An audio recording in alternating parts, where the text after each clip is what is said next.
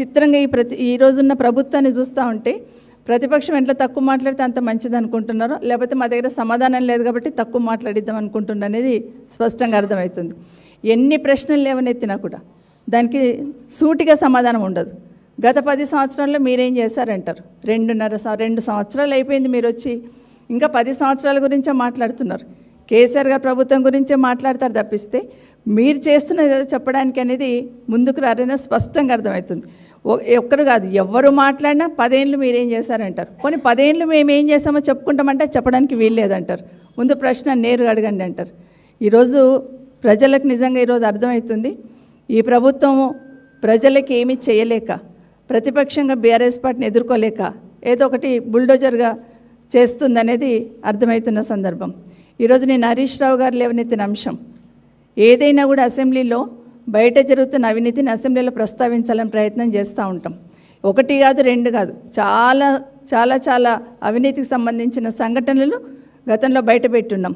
HILT policy కానివ్వండి, సింగరేణికి సంబంధించింది కానివ్వండి, తర్వాత మున్సిపల్ అడ్మినిస్ట్రేషన్లో సంబంధించింది కానివ్వండి, ఇవన్నీ అడుగుతున్న సందర్భంలో ప్రభుత్వం నుండి సమాధానం ఉండదు.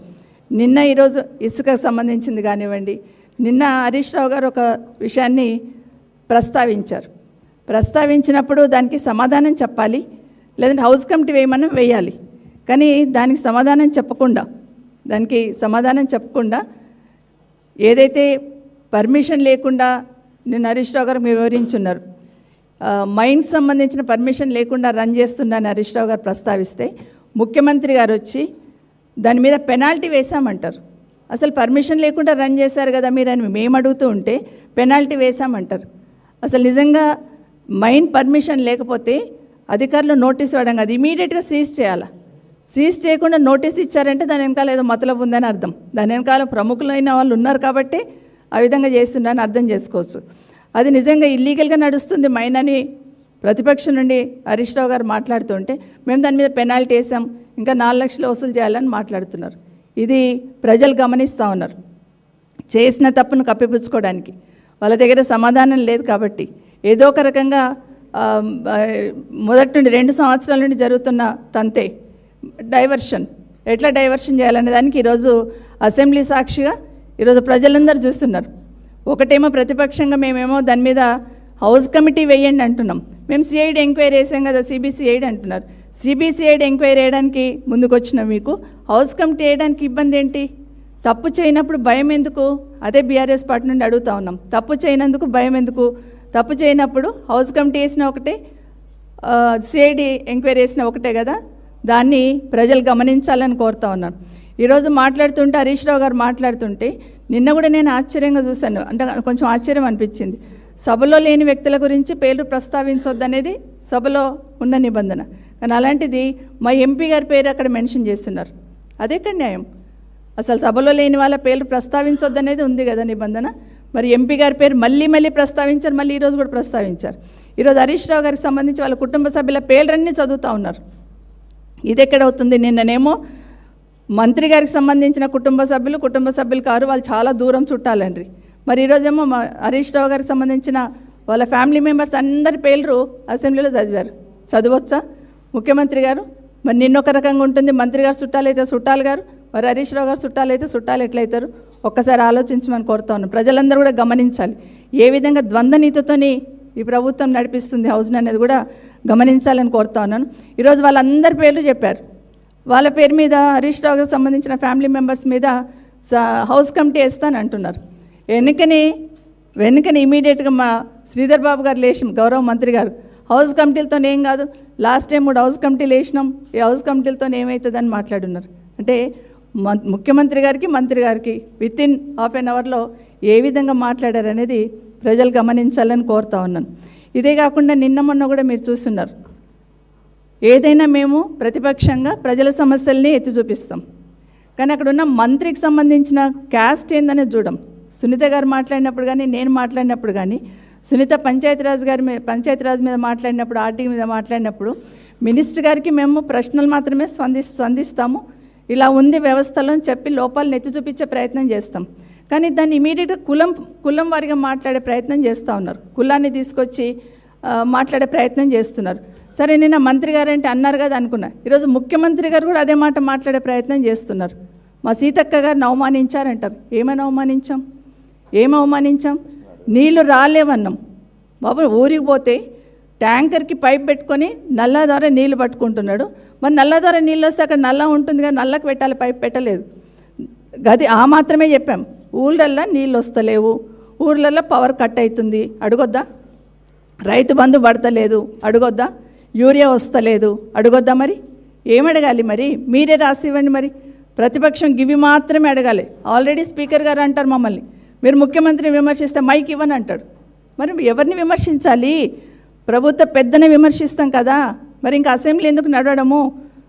అసెంబ్లీకి వచ్చినప్పుడు ప్రజల సమస్యలే ప్రశ్నిస్తూ ఉంటాం. అలాంటిది ఈరోజు మేము ప్రశ్నిస్తుంటే, మంత్రులను ప్రశ్నిస్తే కులం తీసుకొస్తున్నారు. ఇలాంటి వితండవాదం ఎప్పుడు చూడలేదు. ఈరోజు గౌరవ ముఖ్యమంత్రి గారు కూడా అదే మాట్లాడుతున్నారు. మా సీతక్కని మీరు కామెంట్ చేశారు. ఏం కామెంట్ చేశాం? నీళ్లు రాలేవన్నాం. సునీత గారు మాట్లాడుతూ సర్పంచ్లకు నిధులు పడతలేవన్నారు. ఇవన్నీ అడిగితే వాళ్ళకు సమాధానం చెప్పనీకలేక ఏదో ఒకటి మాట్లాడే ప్రయత్నం చేస్తూ ఉన్నారు. ఇది నిజంగా చాలా బాధాకరం. ఎందుకంటే లోపాలు ఎత్తి చూపిస్తున్నప్పుడు వాటికి చెప్పండి సమాధానం, కానీ ఈ విధంగా బుల్డోజ్ చేసే ప్రయత్నం చేస్తున్నారు అనేది ఈరోజు స్పష్టంగా అర్థమవుతూ ఉంది. ఇదే కాదు, ఈరోజు తల్లిదండ్రులు అది పేరెంటల్ బిల్ తీసుకొచ్చారు, సంతోషం. కానీ ఓన్లీ ఎంప్లాయీస్కి మాత్రమే సంబంధించి ఆ బిల్ తీసుకొచ్చున్నారు. నేనేమంటానంటే ప్రభుత్వం బాధ్యత లేదా? మరి ప్రభుత్వం ఎందుకు వాళ్ళు ఇచ్చిన హామీలు నెరవేర్చలేదు?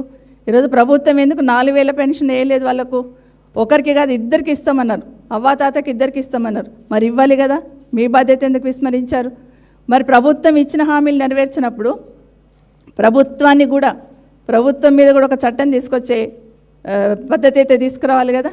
మీరు ఇచ్చిన హామీలు నెరవేర్చలేదని మీకు కూడా ఒక చట్టం తీసుకొస్తే బాగుంటుందని అనుకుంటే, ఇవే కాదు చాలా సమస్యలు ఏది అడిగినా ఇది చేసే ప్రయత్నం చేస్తారు. నేను ఒకటి అడుగుతూ ఉన్నాను. ఈరోజు కోకాపేట్లో రాఘవ కన్స్ట్రక్షన్స్ అనేది మైనింగ్ జరుగుతున్నప్పుడు మైనింగ్ వాళ్ళు పోయి మేమే వెలికి తీసామని ముఖ్యమంత్రి గారు చాలా గొప్పగా చెప్తున్నారు. మేమే నోటీసులు ఇప్పించాం, మేమే డబ్బులు కలెక్ట్ చేసాం. అసలు అక్కడ మైనింగ్ పర్మిషన్ ఇవ్వడానికి అవకాశం ఉందా? మీరు మైనింగ్ పర్మిషన్ ఇచ్చారా? అది ఇల్లీగల్ మైనింగ్ అనుకుంటున్నారా, లేకపోతే మీరు మైనింగ్ పర్మిషన్ ఇచ్చారా? ఏ విధంగా మీరు పెనాల్టీ వేశారు? అసలు మీరు మైనింగ్ పర్మిషన్ ఇన్నప్పుడే మీరు పెనాల్టీ ఎట్లా వేశారు? దాన్ని ఎందుకు సీజ్ చేయలేదు? రెండోసారి పెనాల్టీ వేశారంటే దాని వెనకాల అర్థం ఏంటి? ప్రభుత్వంలో ఉన్న పెద్దలు ఉన్నారు కాబట్టే మీకు వెసులుబాటు కల్పించడానికి ఆ విధంగా మీకు నోటీసులు ఇచ్చున్నారు తప్పిస్తే, ఎక్కడైనా ఇల్లీగల్ మైనింగ్ జరిగితే అధికారులు ఏం చేయాలా? ఇమీడియట్గా సీజ్ చేయాలా? సీజ్ చేయకుండా నోటీస్ ఇచ్చొచ్చున్నారు, రెండోసారి కూడా చేయడానికి అవకాశం ఇచ్చారంటేనే దీని వెనకాల ప్రభుత్వ పెద్దలు ఉన్నట్టు స్పష్టంగా అర్థమవుతుంది. ఒకవేళ నిజంగానే అధికారులు ఆ విధంగా పోయి సీజ్ చేయకుండా ఇచ్చొచ్చుంటే ముందు వాళ్ళ మీద యాక్షన్ తీసుకోండి. ఇలాంటి ఇల్లీగల్ మైనింగ్స్ ఎన్ని జరుగుతున్నాయో కదా, వాటన్నిటిని పక్కన పెట్టి గత 10 ఏళ్ల నుండి బీఆర్ఎస్ పార్టీ ఏం చేసింది వాటి మీద ఎంక్వైరీ చేస్తా అంటారు. ఇదెక్కడి న్యాయము? ఇదెక్కడి వితండవాదము? ఆడలేక మధ్యలో వాడు అంటారు చూడండి. మీరు ప్రభుత్వం మీకు అవకాశం ఇస్తే మీరు సరిగ్గా నడపనీకి చేతగాక మీరు 10 ఏళ్లలో ఏం చేశారో మిమ్మల్ని తీసుకొచ్చి మేము ఎంక్వైరీ చేస్తామంటే బ్లాక్మెయిల్ చేయడం, భయపెట్టించడం, ఎవరు ప్రశ్నలు అడగకుండా ఉండాలని, ఎవరు మాట్లాడకుండా ఉండాలని వ్యక్తిగతంగా టార్గెట్ చేయడం. నిన్న వెళ్ళారు మీరు మూసి నేనే 100 నేను మూసిని చేసి చూపిస్తా అంటున్నారు. చెయ్యమంటున్న మూసిని, కానీ మూసిలు అనవసరంగా ఇండ్లను ముంచొద్దంటున్నాము. మూసికి 5 కిలోమీటర్ల దూరం ఉన్న భూములు లాక్కోవద్దంటున్నాము. అట్లా అడిగామంటే సబితమ్మ టార్గెట్, ఇంకేదన్నా అడిగారంటే పల్లరాజరెడ్డి టార్గెట్, వాళ్ళ కాలేజీలు టార్గెట్. ఇవి అంటే వ్యక్తిగతంగా టార్గెట్ చేస్తే ప్రజల సమస్యలను ప్రశ్నించమని అపోహలో ఉన్నట్టున్నారు ముఖ్యమంత్రి గారు.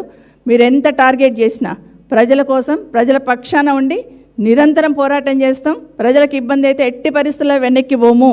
మీరు అనుకుంటున్న ఎన్ని ఎంక్వైరీలు వేసినా ఏ విధంగా భయపెట్టించినా కూడా దాని గురించి వెనక్కి పోమని గుర్తు చేస్తూ ఉన్నాను.